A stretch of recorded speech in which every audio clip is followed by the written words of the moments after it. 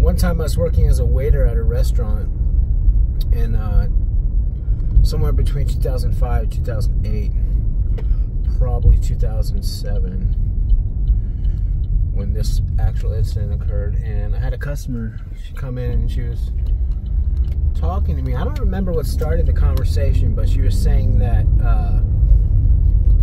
she teaches her kids to use curse words because words are only words.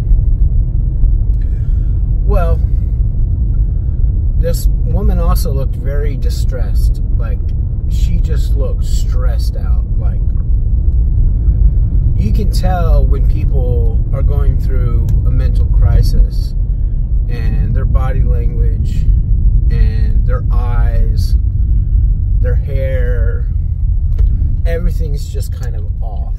You know, it's like there's like you can see like a dark spot surrounded by light, and the dark spot is their mental illness, and their light is what's keeping them operating in their body language. And you know, I disagree.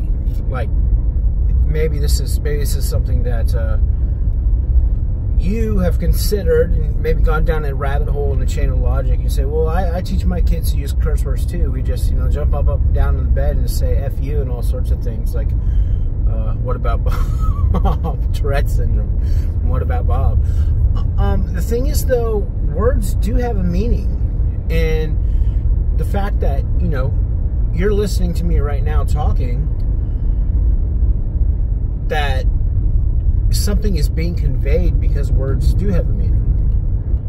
You can't really disassociate the meaning to words, because they started out as kind of this grumbling from our biology and our experiences, you know, light and sound and chemical messengers coming into us, and we're outputting something from those experiences. And words are basically maps of our experiences. And you can see, and when you look at root words, words that have been around longer than other words, like the word pike, and a lot of Chinese words, shui, they are very obviously maps of somebody's experience in their environment. They're describing something they're seeing, or something they're hearing, or something they're feeling, or something that they're sensing in a 3D space, or combination in different mixtures of all the above as a sound. Like, they're describing a lot of stuff in their experience as a sound. It just kind of comes out as a sound. So, you know, curse words aren't an exception. Why are you actually cursing? I remember a time when I was in, I think I was in elementary school, and there was this thought running to my head. I heard curse words. I knew about curse words. I didn't curse, but I had this thought, this experience while growing up, with like kind of like this logic, like a lava lamp running around in my head of, should I be cursing? Should I, you know, pick up curse words and start cursing to be cool, basically? And I ultimately decided that the way that curse words made me feel inside were not worth anything I was expecting to get out of using them socially. So I decided against it from a very early age. I just have never been one to curse. Curse words sometimes came out of me when, you know, I just was being overwhelmed with abuse from other people. But I would sincerely just like, I mean, it's not just a curse word, it's an entire structure of frustration and anger and, you know, just being out of control of my situation coming out with it. It's not just a curse word. There's a lot of stuff with it, and I would sincerely regret every time that that dam opened up and I didn't like it. Other people, you know, they didn't curse when they were in elementary, and then they eventually became people that did. So other people went a different direction and started relating to others and integrating socially through curse words. And it never left. It never left. They became adults that do that. But like I was saying, you can't disassociate where they came from. Because why would you say, like, if you are going to have a conversation about sex, for instance, what is the difference between you discussing a healthy relationship between a man and a woman that has a lot of integrated parts involved in the relationship, where the outcome is, children that you want, and enjoying each other's company, joy, happiness, where this concept of sex is integrated with all of that? What word would you be using to describe that? Or words would you be using to describe that, compared to when if someone just comes up to you and say, hey, do you want to F? So there's a difference. There's a difference, because that word does not actually represent.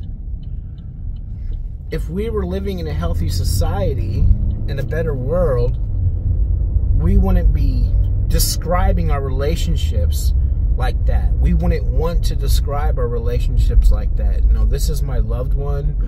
This is the love of my eternal life. We don't do that. We do something else.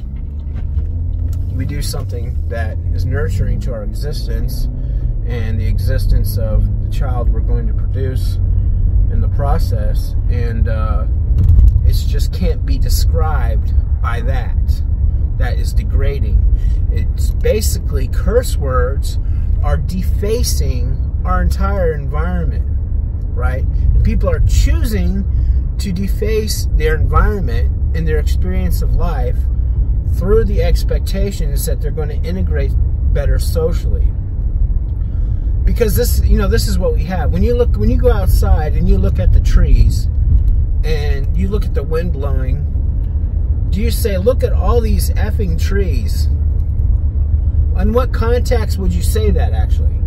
If the trees were a problem, if it was causing you extreme problems, that is like a magnet where that would fit the most, right? It's kind of like, if I just say that phrase with no intended meaning, it kind of conveys a meaning on its own, kind of a picture in your mind. Oh, the trees are a problem, right? So the difference is, however, in what you're getting out of life and what you're getting out of the environment that you live in, is whether or not that you are choosing to describe your reality in terms of a lot of complex, inner working, beautiful parts that you appreciate, or not. And maybe someone is caught somewhere like, well, that doesn't really feel like reality. That feels like a fabricated reality. Reality is really, look at all these effing trees. No, that's not reality. That's basically you not knowing how much control you have, is what that is. And being disconnected from the control you have over your experience, and choosing what someone else has given you instead, and saying, well, basically, if it's not taking the least path of resistance in my mind, it's not reality, when that's not actually the case. We're constantly defining our reality, and it's important for us to know that, because if you don't, then other people are going to define your reality for you.